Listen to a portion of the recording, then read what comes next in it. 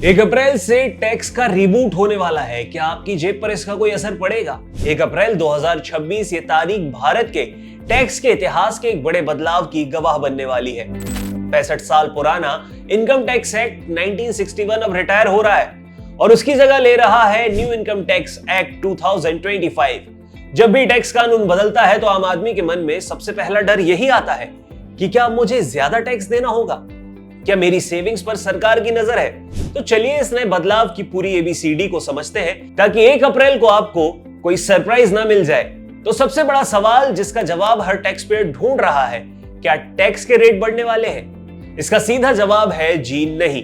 वित्त मंत्रालय और बजट 2026 के अनुसार 1 अप्रैल 2026 से लागू होने वाले नए एक्ट में टैक्स स्लैब में कोई भी चेंज नहीं होने वाला है।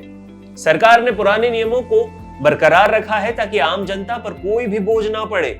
बदलाव कानून की भाषा और उसकी प्रक्रिया में होने वाला है, आपके टैक्स के हिसाब में नहीं।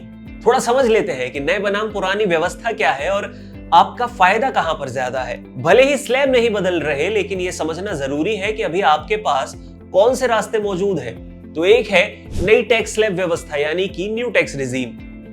ये डिफॉल्ट व्यवस्था है और उन लोगों के लिए बेहतरीन है जो निवेश यानी कि इन्वेस्टमेंट के झंझट में नहीं पड़ना चाहते हैं। 4 लाख तक 0% टैक्स है।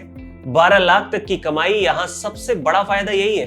ये धारा 87A के तहत मिलने वाली रिबेट की वजह से 12 लाख तक की सालाना आय पर आपका टैक्स 0 ही रहता है। स्लैब का स्ट्रक्चर यह है कि 4 से 8 लाख पर 5%, 8 से 12 लाख पर 10% और इसी तरह आगे बढ़ता है। इसमें डिडक्शन यानी कि 80C जैसा कोई लाभ नहीं मिलता, लेकिन रेट्स काफी कम है। दूसरा जो रास्ता है वो है ओल्ड टैक्स रिजीम यानी कि पुरानी टैक्स व्यवस्था। अगर आप होम लोन, LIC और PPF जैसी चीजों में भारी निवेश करते हैं तो ये आपके लिए सही है। 2.5 लाख तक की बात की जाए तो कोई टैक्स नहीं लगता। छूट का इसमें जो फायदा है वो ये है कि 80C, HRA और मेडिकल इंश्योरेंस जैसे जो डिडक्शन क्लेम है उसके द्वारा आप अपनी टैक्सेबल इनकम को काफी हद तक कम कर सकते हैं। इसमें टैक्स रेट समझा जाए तो 10 लाख रुपए के ऊपर की कमाई पर सीधा 30% का टैक्स लगता है। अब जो सवाल सबकी चिंता का विषय है वो ये है कि 1 अप्रैल 2026 से टैक्स में क्या बदलेगा। तो वित्त मंत्रालय ने 20 मार्च को जो ड्राफ्ट नोटिफाई किया उसका मकसद टैक्स के सिस्टम को रिबूट करना है। सरल कानून है। 1961 का एक्ट बहुत पेचीदा हो चुका था। नए एक्ट का मकसद कानूनी उलझनों को कम करना है। इसके अलावा थोड़ा फोकस डिजिटल की तरफ है। नए इनकम टैक्स के जो रूल्स है 2026 के, उन्हें पूरी तरह से डिजिटल और पेपरलेस फाइलिंग के लिए बढ़ावा देने वाला बनाया गया है। लेकिन हाँ, पेनल्टी से सावधान रहिएगा कि नए नियमों के साथ स्क्रूटनी भी बढ़ जाएगी। अगर आप अपनी कोई कमाई जैसे शेयर मार्केट या साइड इनकम छुपाते हैं तो 200% की पेनल्टी का प्रावधान है।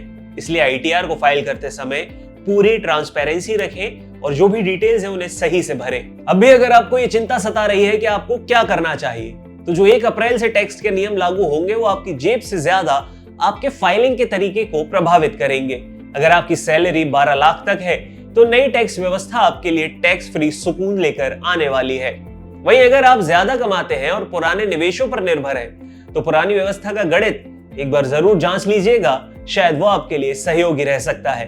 अगर टैक्स के नए नियम जो 1 तारीख से लागू होने वाले हैं उस पर आपको ये जानकारी अच्छी लगी हो तो वीडियो को लाइक करें और शेयर करना ना भूलें।